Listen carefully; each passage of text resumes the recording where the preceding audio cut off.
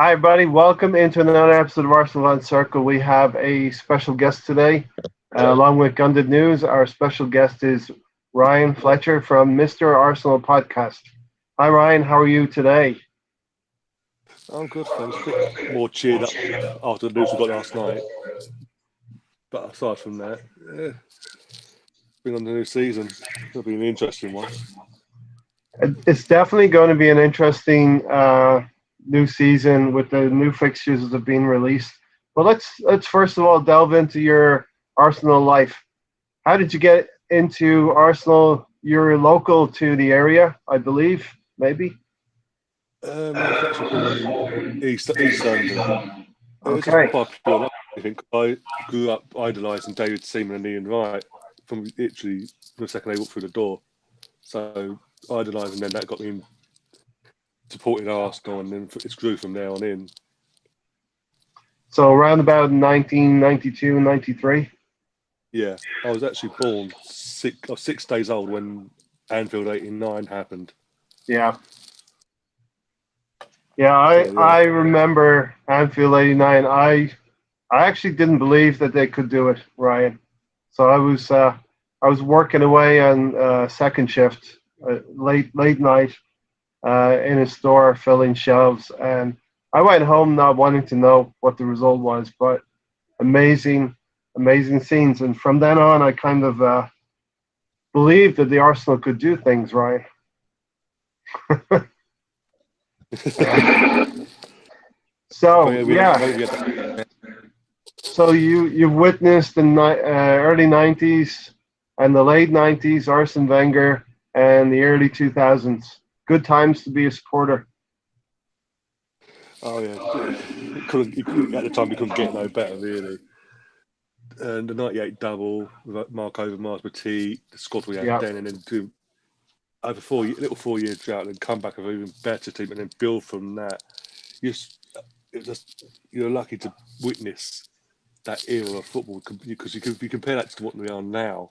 hmm It's like it's air on similar of what the Arsenal fans went through back in the 19 years previous to '89, where it was just literally no title race, no nothing. It was just the odd cup here and there, and we're getting put through it now. And it's what makes it worse now is that other teams, because the money's involved in football, the teams like your Man City's, United's, Liverpool's, and them lot down the road are improving their squads and getting stronger. But our owner wants to stand by and self-sustain. yeah, yeah. We've Um, got a club captain that's throwing his toys at his friend like a peasant little child at the moment. So yeah. Tell me what you think about Lauren Koscielny right now, Ryan. Not here. Go first, Ryan. from an Arsenal fan's perspective, absolutely disgusted with his behaviour. No matter what's been agreed behind closed doors, you do not act like that. You're club captain for whatever club. You do not act like he's acting. End of. And at the end of the day, he's Arsenal's captain. What going back 30 years to Tony Adams, Vieira's, Henry's, Fabregas's, even further back, Frank McClintock, would they, with, if something was agreed in place that they would have moved on or whatever, would they have done what he's done today, on Friday, sorry, and refuse to go on a pre-season training, a tour, point blank refuse to play for the club No. when they're sorry, but also at the same time, he's still got his hands out wanting his wages at the end of every week, Yeah. but he won't play. Is he? But the Not thing here. is, Yeah. Go ahead. if we terminate his contract, we're giving him what he wants because if we terminate the contract, he Yeah. goes to if he wants to go to a free and gets a bigger wage packet. So Correct. Not here. You want to take that? What do you think about the Koscielny captaincy or lack of? I think the way Koscielny reacted, absolutely disgraceful. And like Ryan just said now, I don't think any of our previous captains would behave like that under those circumstances. And it's a good thing we're being ruthless and not giving him his way. because here's either one or two scenarios that should happen. We demand 10 million for him if another club is going to come, or 5 million buys out his contract. But I mean, guys, look, Gabriel Martinelli, we signed. Imagine this kid. He's just come into our club and he's looking at this guy as our captain, throwing his toys out the pram, behaving like a prima donna. But what is he thinking? It's ridiculous. We think, what the hell I walked into? Yeah, Exactly. and the academy players as well, such as Ian Wright has mentioned, Reece Nelson, Emil Smith-Rowe, Willock. What are all those players thinking right now? The club captain is supposed to set an example for the rest of the team in the dressing room.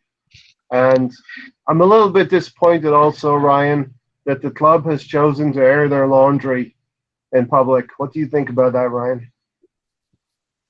I can understand why they've done it in the sense get in there first before he says anything, because if they'd left it to him to say give reasons before they had, he could have said anything, and then they've got to then backtrack and sort of defend even more. Whereas they've gone out there early and said, no, this is the case, and we are disciplining him as of now. We're taking it through proceedings. As I said, he's under a contract. He has no right to do what he's doing. And as you said, not just the squad in general, but our youth team, players that have been promoted to the first team or brought in, like Gabriel. What example is he setting to them? Because the thing is, as I said on my channel a couple of nights ago, I reacted to it. There's no way back for him now. He can't come back from this under this regime, because the example you're then setting, if you allow him to get away with this, is, well, it's okay if he can do it, any of you can do it, and it's just a roll-on effect, and we can't afford to do that, because in the media, and plus how our fan base reacts as well, you're just asking for trouble. So it needs to be nipped. I can understand fully why they've done it, and I appreciate their honesty as well. Yeah. They've got to follow through with it now. As I said, there's no way you can come back from this. Yeah, no way. Seems to me this is the first instance where the new regime is starting to make a point of a transfer in or out, and this is going to be set the tone for the new regime. What do you think, Ryan? Well, exactly. As I said again, I said on my last vid on, I think it was late Thursday night. I said, under the old regime, under Wenger, Gazidis, this would have been kept quiet, swept under the rug, nothing heard of it. But behind closed doors, it'll be all kicking off. Whereas under this regime, not only has it been aired out publicly the way it has, they're going to deal with it. They're putting it out there. They're dealing with it. If they follow it through and they do with it, either one way or the other, get him out of the club, strip him off his captaincy, and put some. And then that's a new thing now on Emery's hands now. With everything else going on, he's now got to decide who's his captain for next season, who is going to lead by example. Yeah, I have a few people in the comments, London Old School and Noe, who are regulars, and Ryan, Alex from Cannon Fodder TV. And Alex has a statement to make.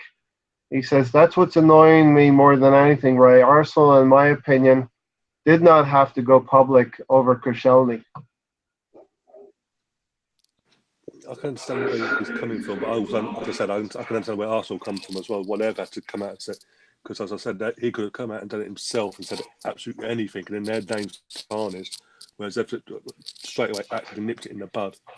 Because if he'd come out himself and aired out any old rubbish to justify his behaviour, then the media are going to believe him straight away, and then that's it. With the club decided losing battle between the fan base and the media, trying to not justify, but actually tell the truth over instead of just any old toss that Koscielny could have spelt out. But it's modern day football. It's not just Arsenal. It's not just It doesn't just happen at Arsenal; it happens at all clubs. We've seen it for the last few years at Chelsea. Player power over there is absolutely ridiculous. That they can Yeah, sort of hit and miss when they want to play for a certain manager, and if they don't, they get Yeah. sacked. And we've seen it with Mourinho at Man United when they lost faith, not lost faith, but fell out of favour. They dropped their tools. Yeah. Didn't bother. even Leicester City, Ryan. Yeah, Ranieri, the guy won them a league title, Yeah, made them legends of that club and of Premier League football. Full stop. And they just down tools the next season down tools. Yeah, because their egos got too big for them. So it's not just Arsenal; it happens at all clubs.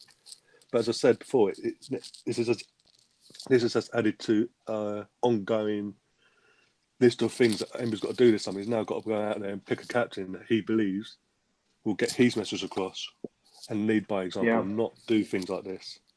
Well, we'll get into the captains in a while. We just want to saturate all of this and the Koscielny angle. Here's my take, Ryan. I believe after the Europa League final that Koscielny looked at himself in the mirror, much like all of the team should have done, looked themselves in the mirror. I believe that he believes that he cannot go another season in the English Premier League. And he was overused because of Mustafi and other players in the back four. And he was overused in that run-in, which directly contributed us to not getting top four. And I think he really always wanted to go to France anyway. So we have an impasse right now. I don't think the club want to keep him at the club. They do want to let him go. Like, you've been a great servant up till now. You want to go, that's fine, but we're not going to free up your contract. We're going to recoup some money back, if not the money we paid for you 9 years ago, which is 10 mil. That's all they're asking for now, 10 mil for a year's contract, which in today's market isn't expensive. And the club must be aware that we're doing quite badly at recouping money, so they have to draw a line in the sand somewhere. Oh, exactly, especially because it's so public now of how much. Ospina, for example, £4 million for Ospina. Ridiculous. What was it £4 million for Lucas Perez back in last summer? Yeah. This regime has to sort of make its mark now, and as you said, make the right choices. Yeah. And get the money back and in the club. When you see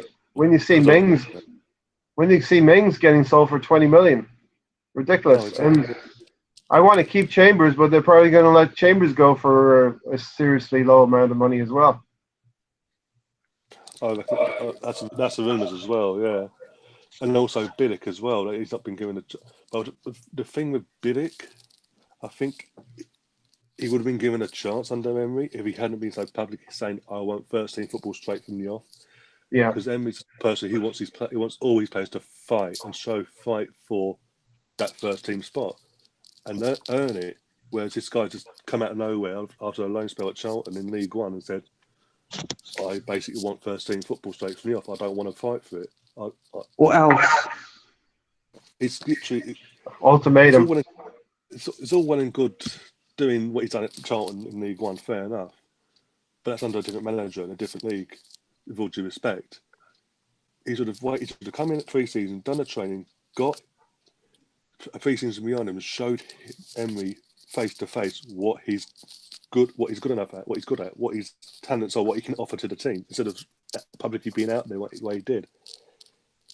So that person hasn't helped him, and that's why Emery's thinking, if you don't want to, if you've got that attitude, well, there's the door then.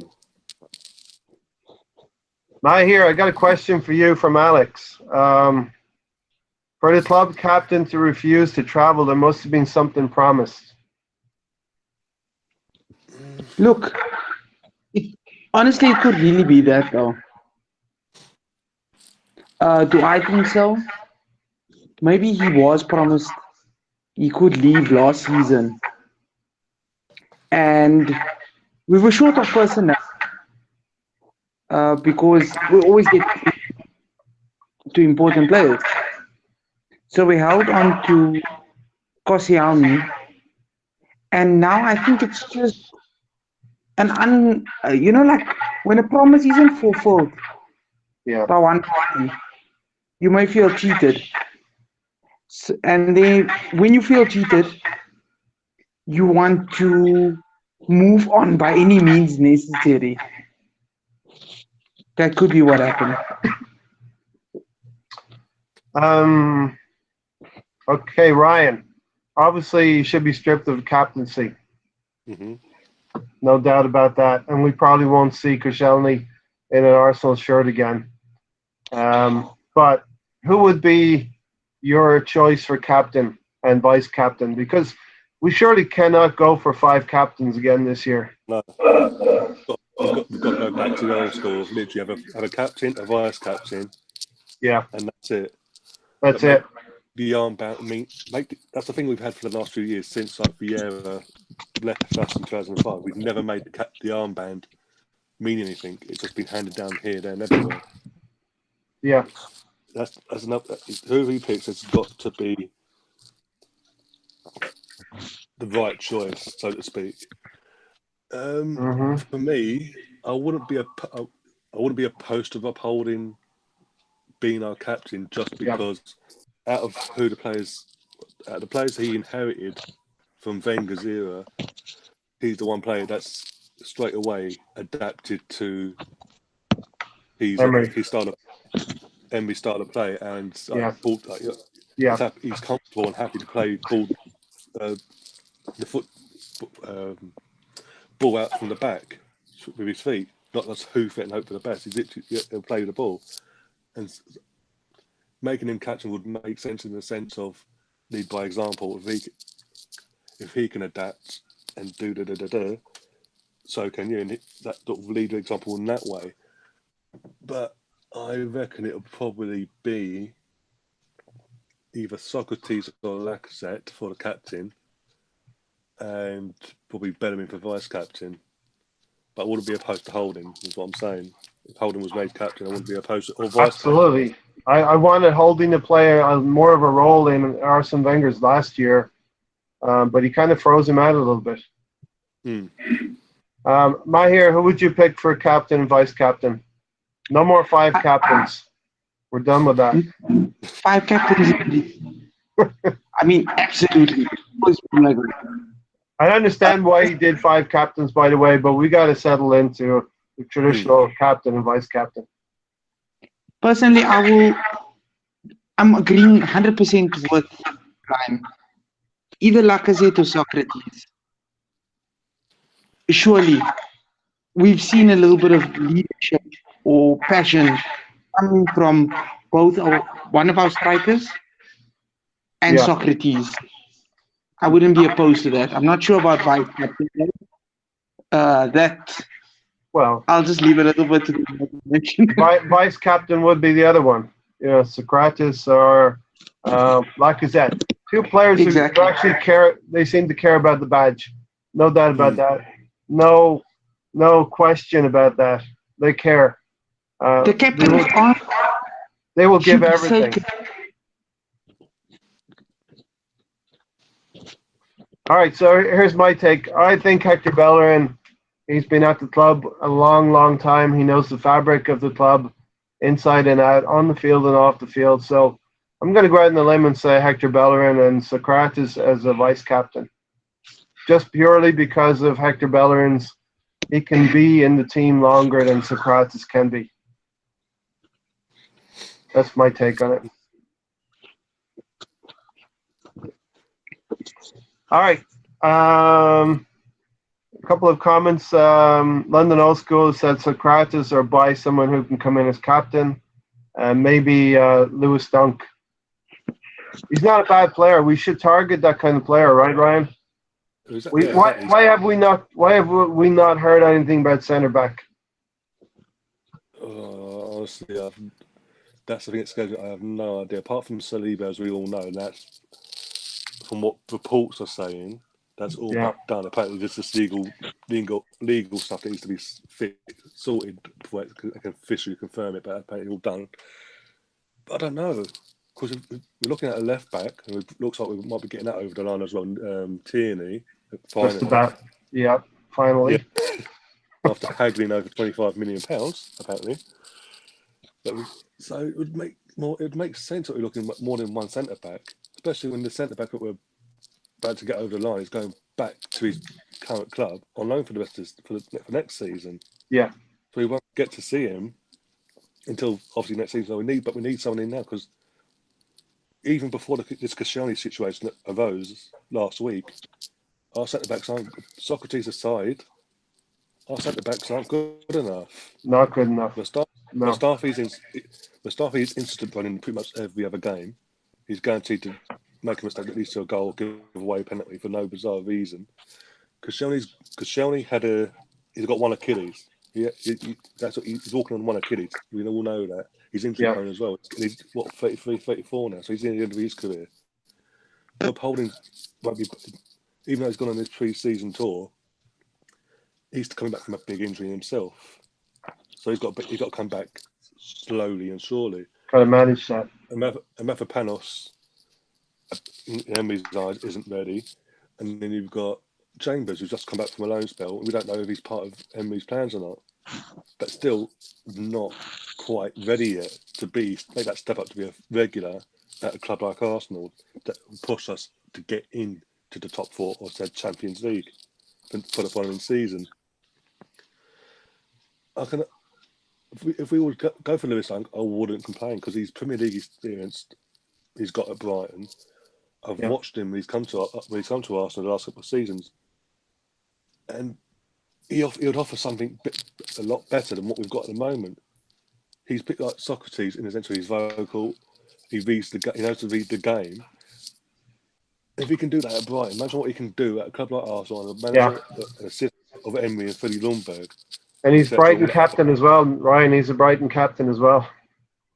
Yeah, well, he is now, because the old club captain retired in the season, so he's now the full-time captain currently. So, but it's our fan base. If we it's all well and good we're saying we'll be happy with someone like Lewis Dunk. There's a majority of our fan base that I've seen the name Lewis Dunk, Brighton, Hove Albion, previous club, and now have an absolute meltdown. It's like, but I look at it as a Liverpool when Klopp came in at Liverpool after his first few months in. Obviously didn't get any European football, but he went out in the market and got what he got. He got Mane from Southampton, Wijnaldum from Newcastle, who had just been relegated, and amongst a few others. I think it was Matip and someone else, another centre-back that no one had even ever heard of.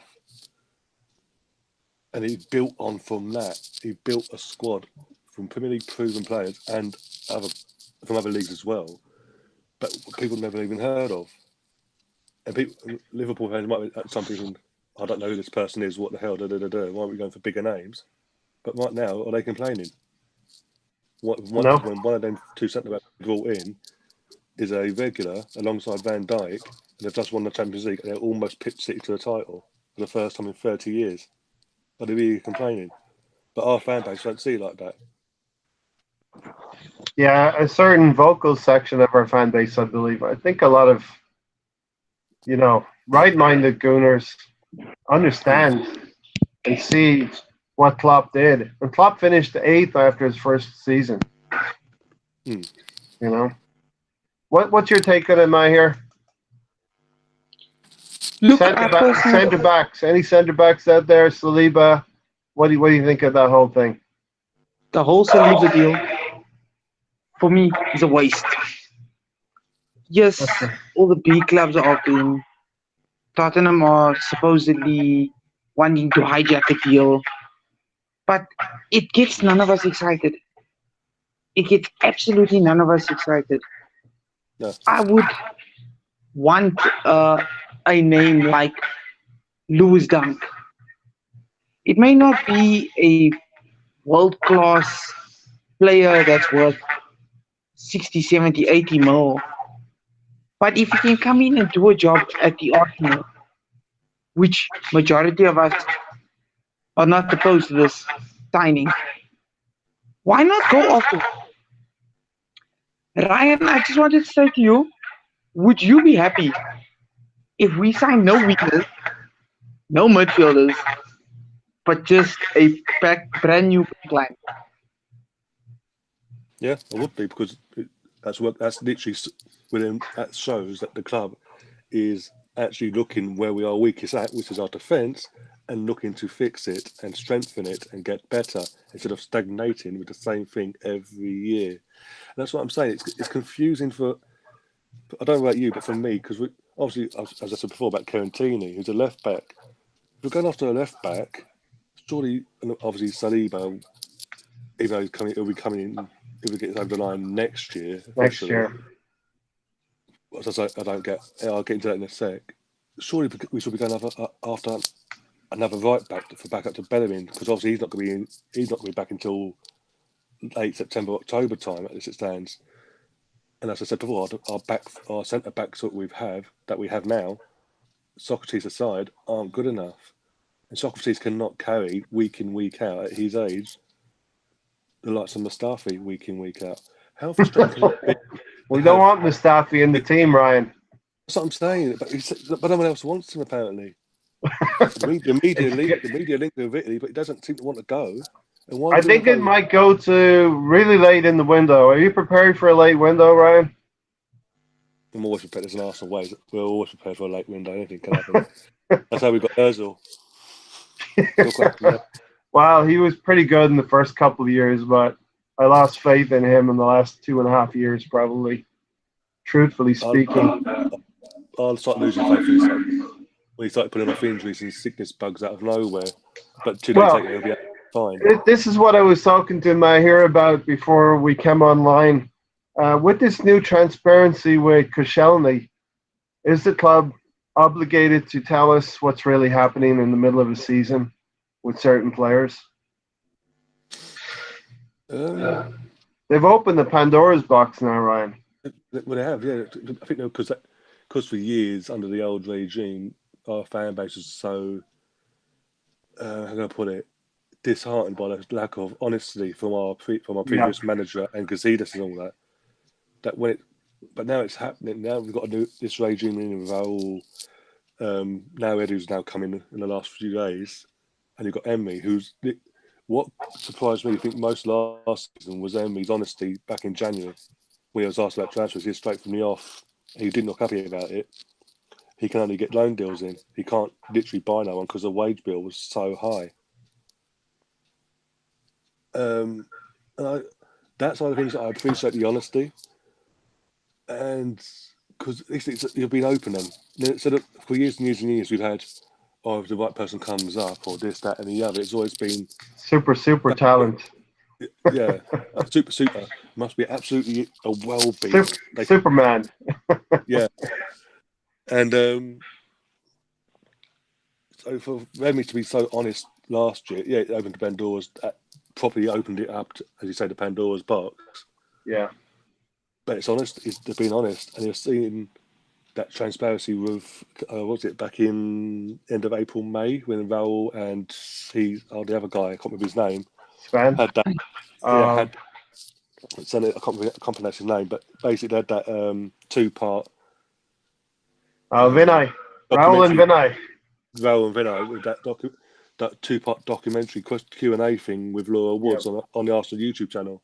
Yeah, and even then, certain things they're saying you'd never would have heard about under the old regime. It would have been different. It would have been worded different ways. Like, we have the ambition we want to do things to get us to this, but we won't tell you what we want to do.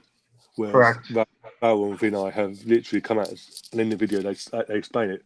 We want everyone to be connected via every single route possible.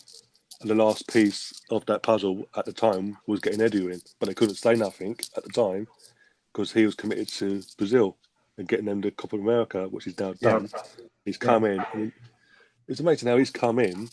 They've gone to the States, and within 24 hours or 48 hours of them being over there, we finally put 25 mil bid in of Tierney. And he's there telling Vinay, get on the. You've seen images of him making phone signals to Vinay, like, get on the phone, da. Wow. So Edu is prompting this latest pushing it over the line, you think? Well, I think so, yeah, because why would Edu, yes, he's an Arsenal club legend from his time he was playing at Arsenal, but why would he then step down from the top job where he was at Brazil, and he was starting to build up Brazil and getting them back to where they once were? why he step down and walk away from all that if he wasn't promised Autonomy. the world at Arsenal, and basically that he could do what he's doing at Brazil at Arsenal and bring us back from the dead, so to speak. So, couple of questions. Are you hopeful for the future with all of these personalities? Will they mesh together? I mean, Edu and Emery are really going to have to work together. Yeah, I don't think that's going to be a problem. I think a problem at the moment is our owner, because he's so private in what he's so private. And you don't know what he actually wants, because even before it was Our part beloved owner. owner, Ryan. Yeah, our beloved owner. All hail. All hail. Even when he was a part owner, used to have these membership open members things for people that share the shareholder meetings and all that.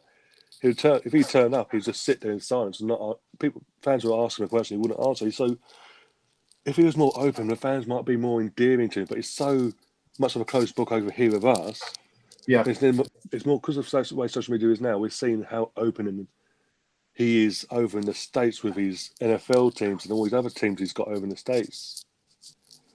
But as I said before on my channel a few months back, it's no coincidence the franchises he's given over, so to speak, to his son Josh to fix. Since Josh has sort of stepped in, things have changed. Josh steps in at Arsenal. Within a few months, Wenger's leaving apparently, and then the whole clear out of the entire club of David Ornstein's sources, this, that, and the other.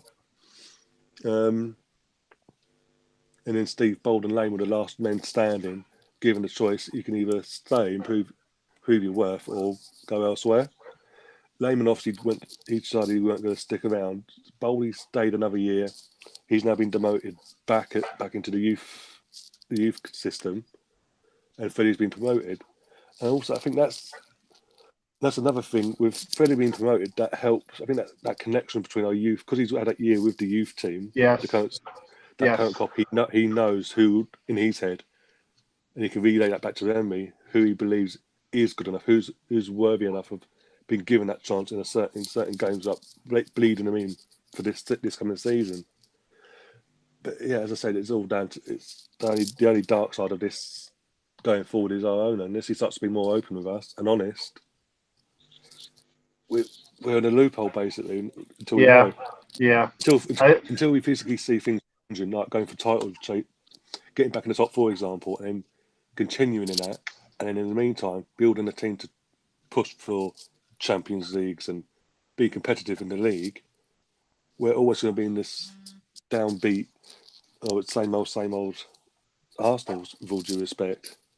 Yeah, Mahir, I'll get to you in a second. Ryan, I want to keep going with this point. Do you see the club turning a corner?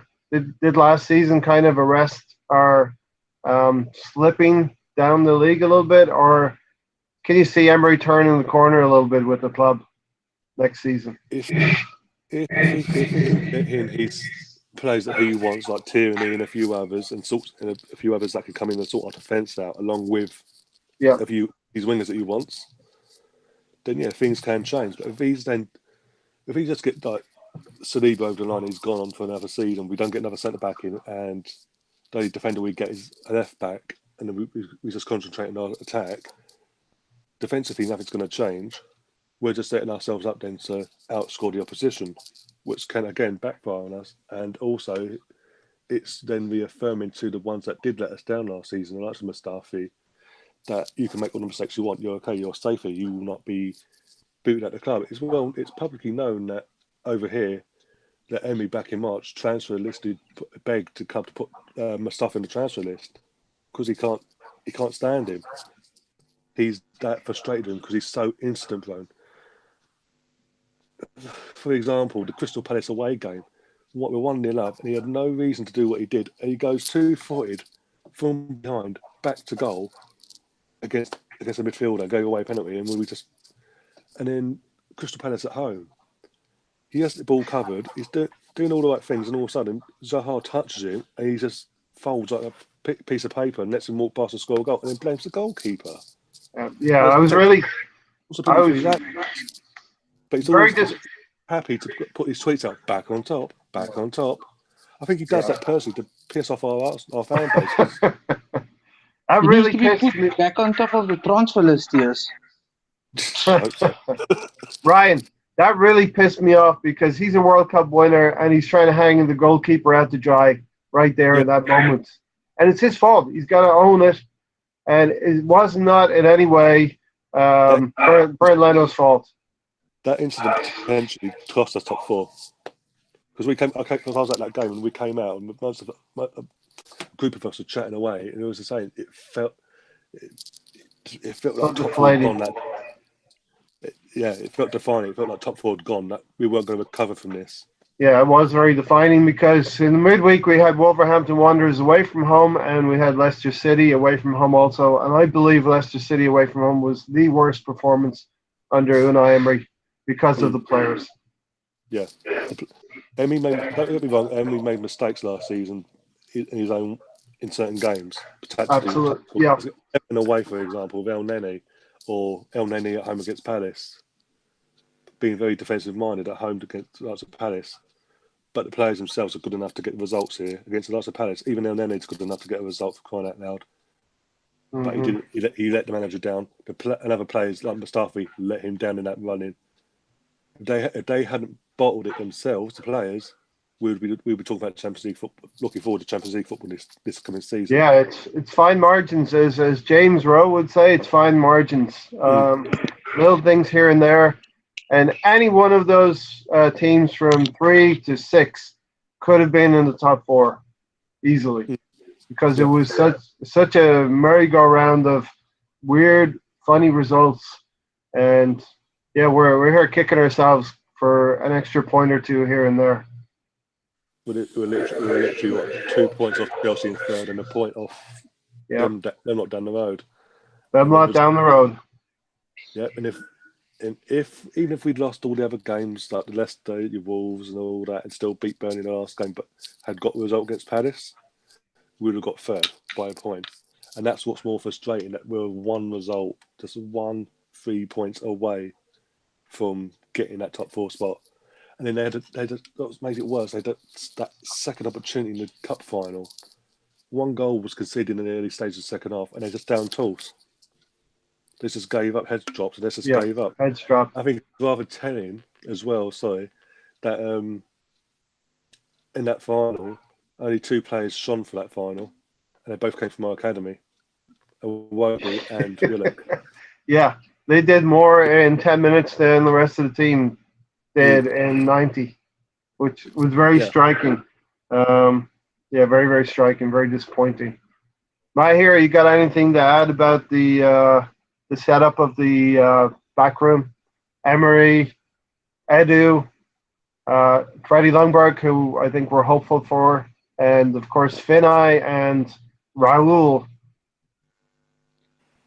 Ryan summed it up very excellently, I must say. So I'm left actually wordless. Do you feel, Mahir, that they will all work together in harmony? Things can come together. We can start pushing up the table next season.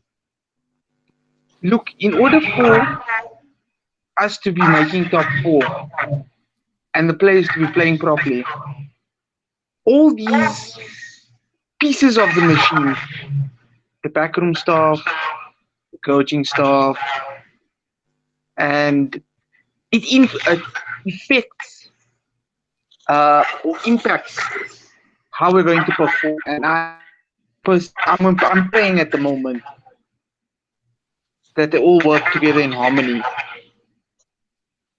and play for us at the end of the day. Yeah, I think a big piece of the jigsaw, which Ryan alluded to earlier, was Freddie Lundberg coming on. He'll be able to tell Emery how these young players tick. And I think the young players will be more open to talk to Freddie about how they're feeling, if they're playing too many games or if they want to play more games. I think that's exactly. We're going to rely heavily on the youth players. Look, we can bring them in sparingly or from the jump if we need. But like you say, the coaching staff, Freddie's going to let maybe people do what they need to or the case maybe. Am I here? Isn't it very Arsenal that we have not targeted a centre back realistically for next season yet? Very, very Very, Arsenal. very, very Arsenal. This is like the old regime, Ryan. Yeah, I was about to say, Go get some midfielders. yeah, our defence were leaking goals. 50, I think we're out of the top top 6 teams we conceded at the moment. I think we conceded 53 goals in the league. Yeah, alone. pretty 51, I think. But Much that like was just the by previous season. just by attackers. That's all the problem. We scored But- the same amount of goals and conceded the same amount of goals. Nothing's changed that way. Yeah. I think we were the 3rd highest goal scorers in the league last season, yet we finished 6th. But it shows, Yeah, it shows true, our Ryan. our problem is our defence, but it's, as you said, it's very Arsenal-like. It's like the old regime, Wenger. Our defence is a problem. I know. I'll buy attackers. I'll buy attacking-minded midfielders. This, that, and the other. Just it's all well and good going after the left back, but the left back ain't going to be on end all. You need to also get at least 2 more centre backs in that can come in this season, not next season, not the season after. No. Now. Because otherwise, you're taking a huge risk on the ones we have got that weren't good enough for last year to get us in the top 4, to get us in the top 4, or win us the Europa League. They couldn't do it last year. And one person, a left back coming in, ain't going to do that. With all due respect, I do rate Tierney, but he ain't that bloody good. He's gonna be a good on the left side, but not as centre back. And Exactly. And also Monreal, I missed out earlier. He's been proved very versatile in the last few years, but he's getting into his. He's like 33, 34 now. yeah. So, I'd rather them act now. If they were to act now and go and get 2 centre backs in to come in this season, along with this other guy that comes in next season, along with Tierney, along with whatever else they want, that's a good transfer window. You're showing the fans that you do give a crap, that you are looking to fix the issue. And the issue for us is our back 4. Yeah, I don't know why they're not actively looking for a centre back. Everybody knows. I mean, we can see it. They must be able to see it as well. We need to plug the centre back position so that a player, if Mustafi is going to stay at the club, he's going to be like a Jenkinson and not play regularly. I hope so. Not play at all. At least that's my plan, Ryan. But I'm not in charge. I just want to inform you guys also. Yeah. Until Bellerin comes back, there are options. Mooney, who we've been linked to, he will cost about 30. Or you bring in a free agent such as Danny Alves. Sure, you get Danny Alves on a free if the fee wasn't too high for wages. Ryan, where do you stand on the right back cover? Ainsley Maitland-Niles tried really hard last season, but he's not the answer, right? No, he's not. A fair play for him for trying at least. Yes. Because Yes. he's a centre midfielder. He wants to play in the centre of midfield. He had some decent games. Yeah, but he showed he's willing to compromise, with all due respect, if necessary. If things are like the freaks that we had last year in the sense of injuries, he's willing to fill the stopgap. But we can't just rely on that. We do need a good backup, right back to Bellerin in case he does. Because not only is he not back at the beginning of the season, but if he did come back and get another injury, we can't then rely on him or Carl Jenkinson. To be honest, Carl Jenkinson, it's great that he's an Arsenal fan, this, that, and the other, but he's not good enough. No, he's not good enough. He's not consistent. From day dot, literally, I think the first time I watched him play was the 8-2 away to Man United, and his attitude then stank because he was playing right back, but he wouldn't track. He'd go so far forward, but he wouldn't track back. He's having to go at our winger, and Theo Walcott at the time. He's never improved. Let's be honest. I think he's just been told to run down his contract. He ain't going to get a new one, I don't think. I think because that runs out next summer. So I wouldn't be opposed to someone like Danny Elvis coming in if we could afford his wages, just as a backup, at worst case scenario. Yeah.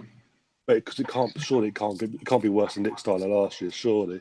No, I was just saying that to Maher before. I don't think he's a Lichtsteiner type of player. He cares a little bit more. He's a little bit more of a mean player as well, if you know what I mean. In the dark arts, which is what we need. Well, exactly. That's something else we need on our back line. Defenders that do the dirty work, that are sly about it, that Sly. afraid to Take a sneaky yellow card somewhere. Yeah, exactly. You know? There's nothing wrong with that. We see a lot of players, a lot of teams do that against us, Ryan, and it's very frustrating. And also, we've seen throughout the years with Koscielny and Mustafi, and even going back for Marlon, with all due respect, at one stage, Mertesacker as well. They're just too soft. We need a tough gumption about our defence, and we haven't. Socrates aside, we don't have that. We literally need warriors in that back line. We used to. That's the thing. I grew up as in the 90s of Steve Vole, Martin Keown, Winterburn, Dixon, people that run through brick walls every game, not just the odd game, every game. That knew what it meant to wear the badge. Yeah, I love this story where Dixon said this was his first North London derby, and the defenders literally pinned him up against the wall and said, "You're gonna play well today." Yeah, you're Northerner. You're not from London. You don't know what this means. You will know by the end of the day. You will know by the end. This is going to be one of your better games, or you don't come back in the dressing room, right? Yeah, and that's another thing about Freddie Lundberg coming into the changing room in the first team foot-wise. He's been there, done it, wore the T-shirt as a player. He worked under Tony Adams once, and he inherited what that era gave to him, and he can sort of pass that on as well. I'm excited with him working with Reece Nelson, Ryan. Oh, Reece Nelson, it's a good. I'm happy for him that he's been given a chance. It does look like he's going to be given a chance this season with his new squad number. He's been promoted into the first team. He's absolutely quality. It would be idiotic to let him go on loan or sell him. Yeah, he's good. We've had a problem with the right wing for a few years now. He could fill that.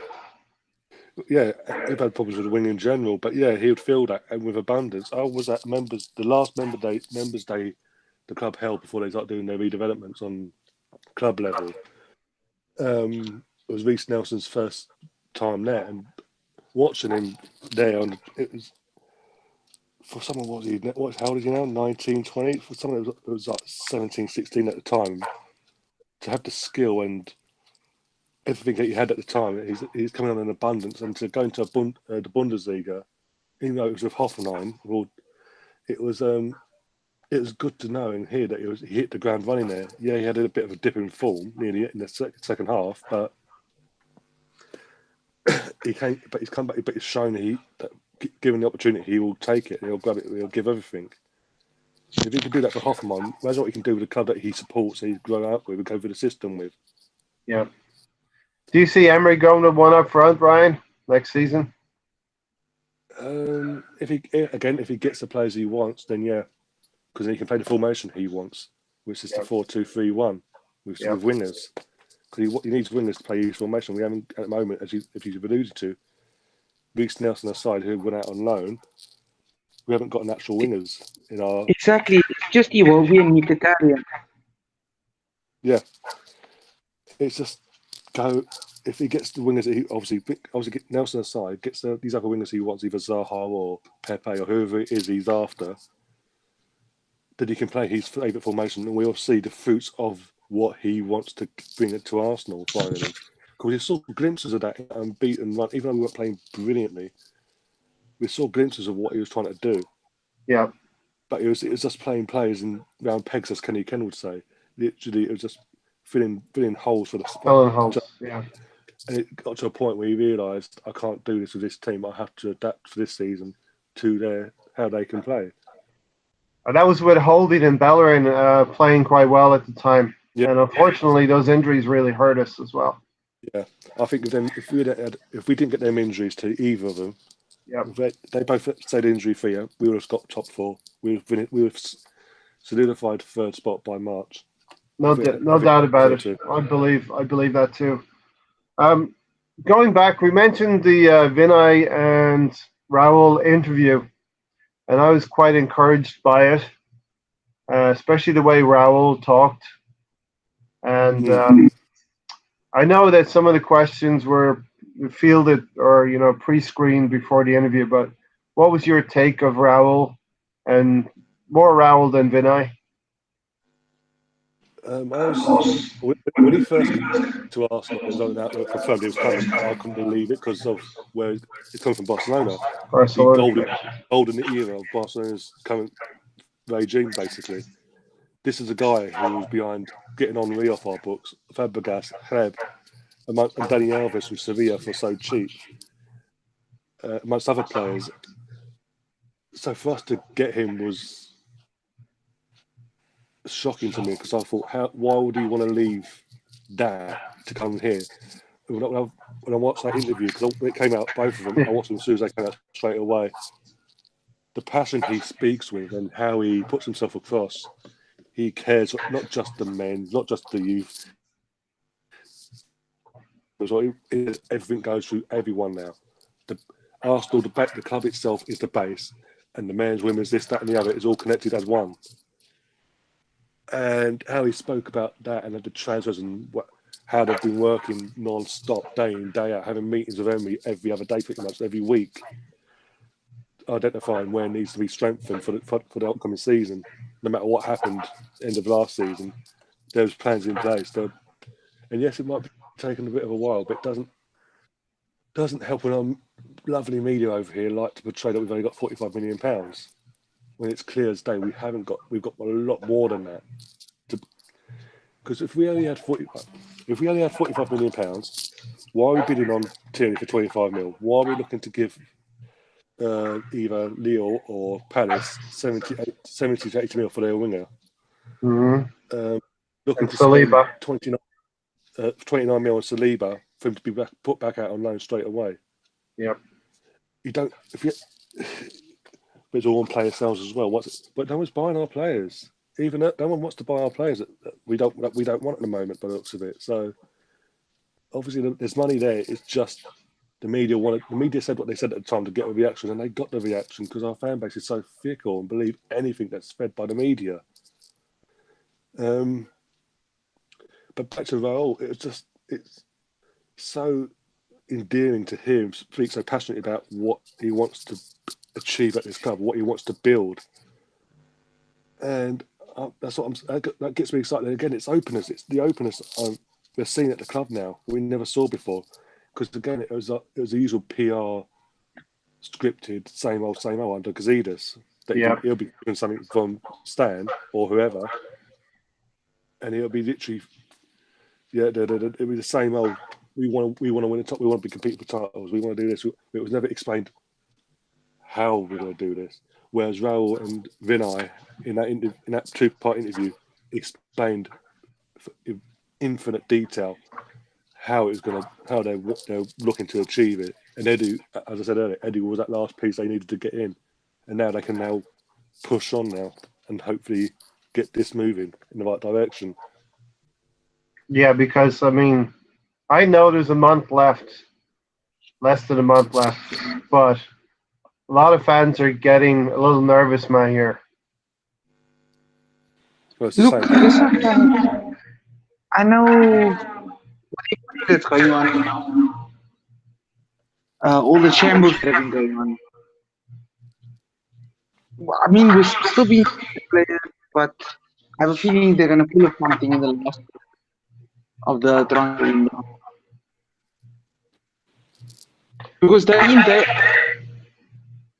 this whole 60 million for this player, 70, 30, 20, 25. I honestly don't believe like Ryan said, we've got 40 million. Yeah, the transfer fund has to be a little bit more than 45 million. That's for sure. Yeah, I mean, other clubs knew that we've got more money though. They can exploit us. And It's the highest price could go. to Ryan's point as well, Arsenal are the perfect target because of there's no funding coming in from the owner, and our fans are very reactionary. You don't get this from Manchester City, Liverpool, Man United, Chelsea, or Tottenham, and all of the headlines are generated from Arsenal in the back pages. Look, Ray, 100 million. We get attacked by the media or used by the media. Mm. I mean, example, say a player is worth 30 mil. If he gets linked to Arsenal, his price could shoot up by 30 or 20 million, which is absolutely. And it's been happening year in, year out.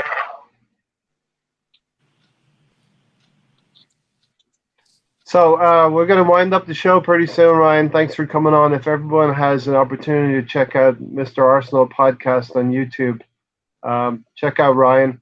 Got one or two more questions for you, Ryan.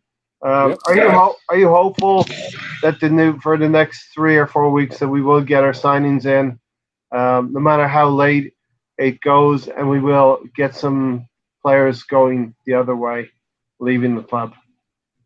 If you'd asked me this before, obviously, team information came through, I would have said no, I'm not hopeful, and explained why. But with that happening the way it did last night, and then obviously the other rumour that came out about Pepe as well, it's just a rumour.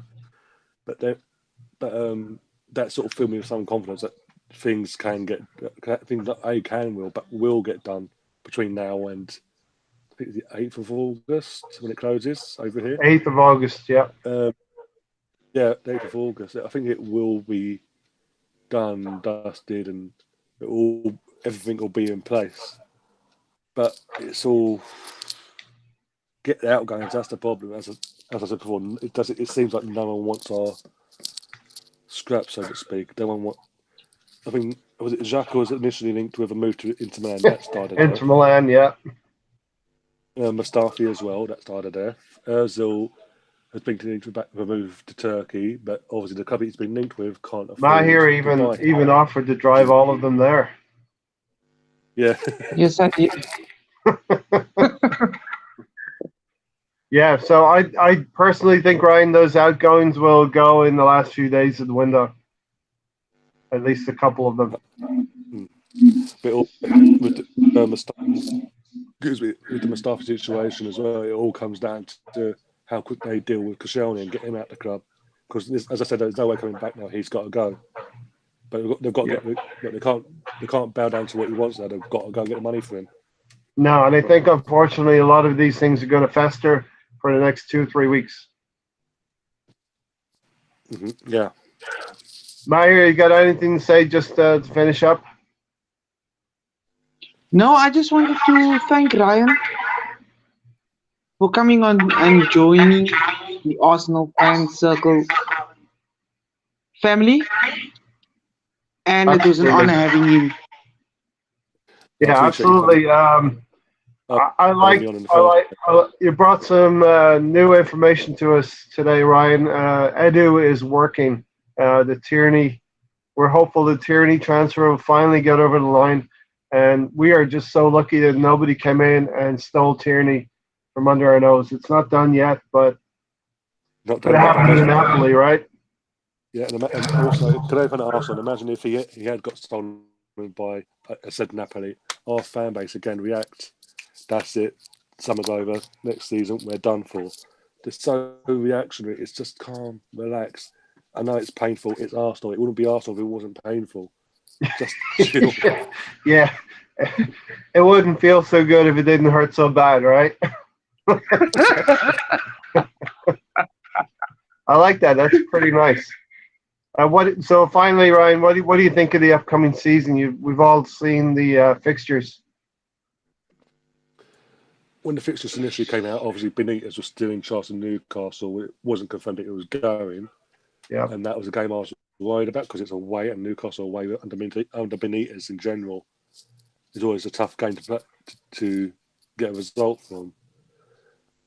But with him gone and the likelihood of Steve Bruce of all people going there, I think that'd be a nice, easy, comfortable win for us opening day. That'd be a nice, easy 3 points there now with Steve Bruce because he's past it personally in the sense of being a manager of that level.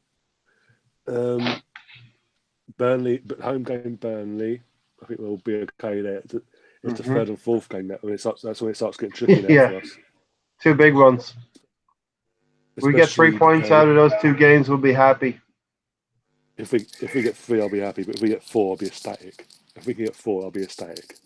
Oh, you and me both, mate.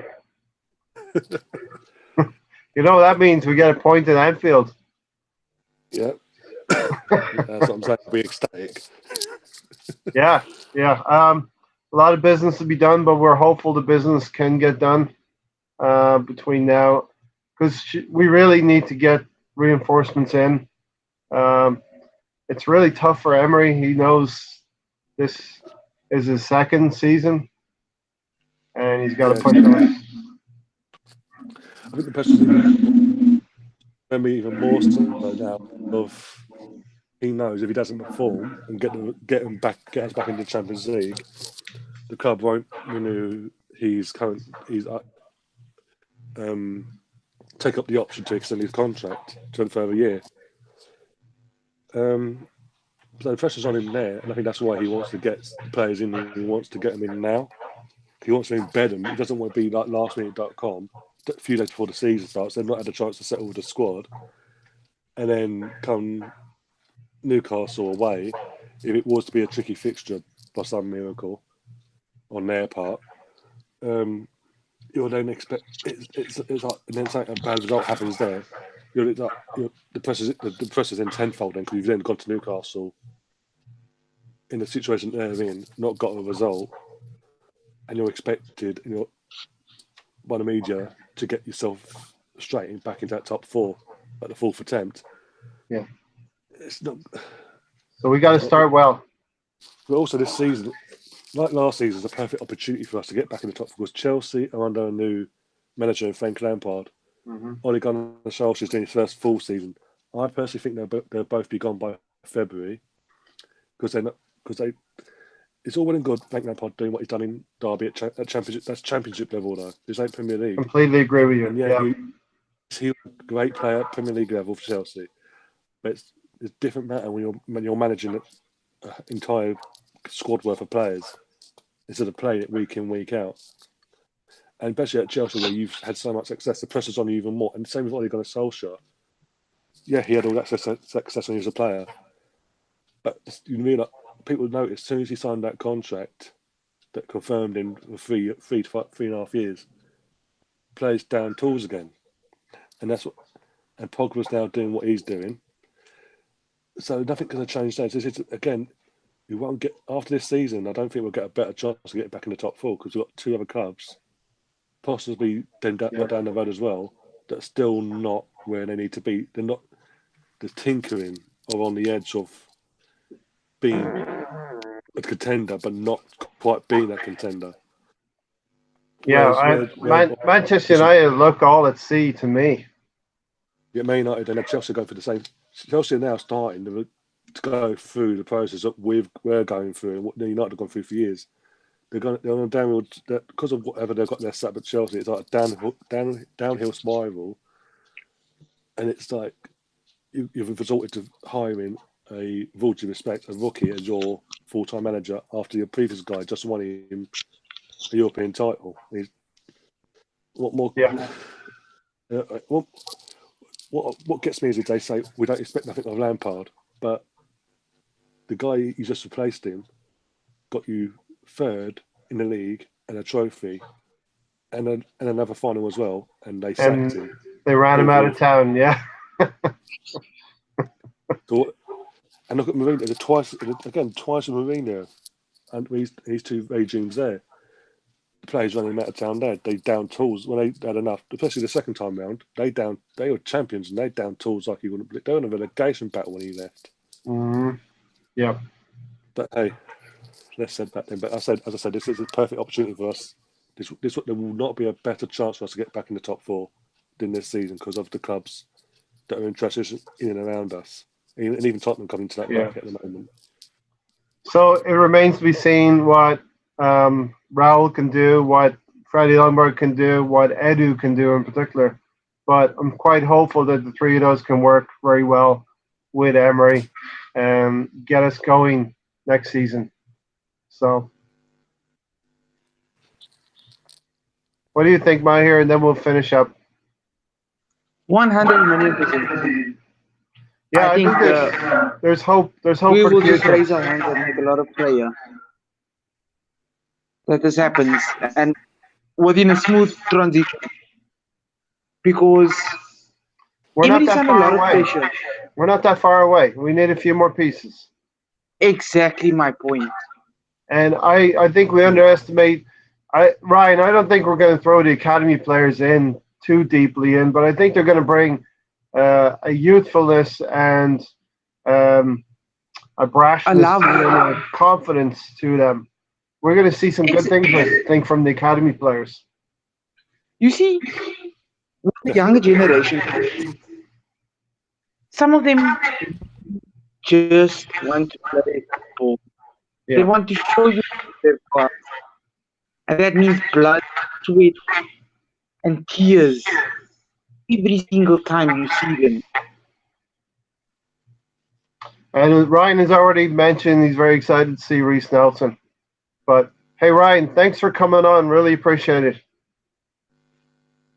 No worries. Thank you for having me. I'll try to get you on my channel in the future for that season as well. Yeah, absolutely. That'd be great. Let's collaborate. Oh, definitely. Yeah. Let's do it. All right. This has been another episode of Arsenal Fan Circle. I think I was starting out like it was going to be things were looking bleak with Koscielny and all of that. But I think in the next 2 or 3 weeks, we can get rid of some players we need to get out of here. Let's address the defender, the center back that we need. Get Saliba across the line, get Tierney across the line.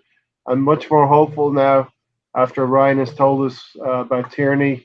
Edu is going to go to work for us. So come on, you Gunners, let's go for next season, right? There's reason to be hopeful. Thanks, Ryan.